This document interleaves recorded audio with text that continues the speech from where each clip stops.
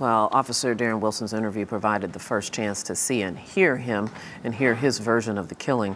What can we learn from his performance? For that, we turn to Michael Liwicki, who is a former FBI counterterrorism agent and a body language expert, and he joins us from Landcaster, New York. Thank you, Michael, for being here with us. I do appreciate it.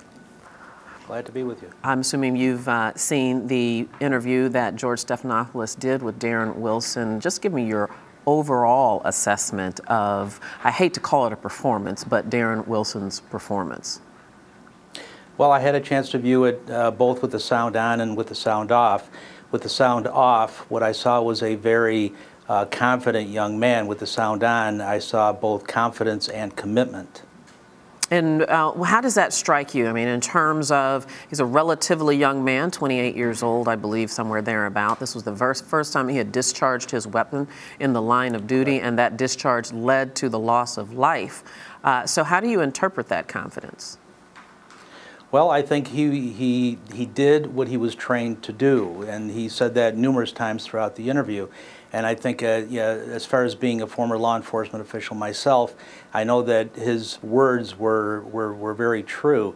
There gets to be a point where your training takes over. He was very confident in his training. He was very confident in his actions. Was there anything in particular about his, whether it was his body language or his choice of words, that stood out to you? He was very, very punctual. He answered the questions in a timely manner. I look at a lot of different things. I was watching his eyes. I was watching his hands. I tried to watch his feet. Unfortunately, they were covered by the tablecloth there. And what I noticed was that he exuded confidence in what he was saying. Anytime he used his hands, he was using them in a palm-up position, which shows honesty and truthfulness. Very interesting, because in watching the interview with Leslie McSpadden, Michael Brown Jr.'s mother, and Michael Brown Sr. on CBS, Leslie McSpadden said that she did not believe a word that he said. Talk a little bit more about your impressions of his authenticity and his truthfulness, and the things that you notice that would, validate or undermine that truthfulness. Well, I really didn't notice anything that would undermine his truthfulness. In fact, I'm a polygraph examiner, and I deal with deception detection. And I was watching a lot of his eye movements and his correct answers. And again, they were very timely. His eye blink I also look at, and his eye blink appeared to be very, very normal. He raised his eyebrows at appropriate times, and that's very important. When he was asked the question about growing a beard, he did the same thing. He raised his eyebrows when he answered that. We all know that to be a truthful answer, and he used that many, many times throughout the interview. His hands, he basically kept them folded, but he was not afraid to put them on the table. A person who's hiding something will not show his hands, will not put them on a table, will not touch anything on the table, but Officer Wilson did.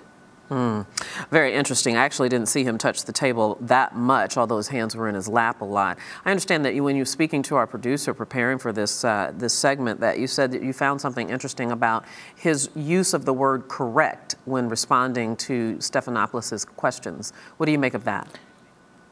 Well, actually, a few other people have made a big deal about his use of the word. I did not see any discrepancy to file any charge against. I'm sorry, we're just playing some videos. Actually, Bob McCullough making the announcement. Please go ahead with your answer. Yeah, I really didn't see any discrepancy in the use of his word. I think he did it twice. It's an uncommon word for a police officer to use.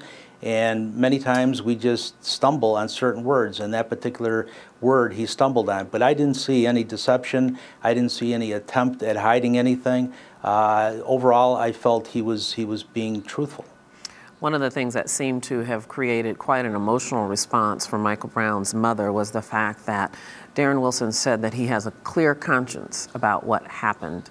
But from your background and your training, is that normal? Even if this officer feels like his actions were according to his training and justified, does a human being have a clear conscience about taking another human being's life? Well, having a clear conscience and feeling guilty about what happened are really two different things. I think that in his case, I think he does have a clear conscience because he followed protocol. He followed what he was being trained. And what he said was, when training takes over, the will to survive is a very, very important thing that we're taught in law enforcement. And if you don't have it, then you won't survive. I think what he did was he applied that training and he followed it all the way. That's why I think that he shows confidence in what he did, because it was based on hours and hours and days and weeks and months of training. Now, whether he feels guilt, remorse, that may come in at a later time. I'm sure it will, but at least the remorse part. But in terms of his actions, he followed his training. Michael Liwicki, we thank you so much for your expertise and perspective. Thank you.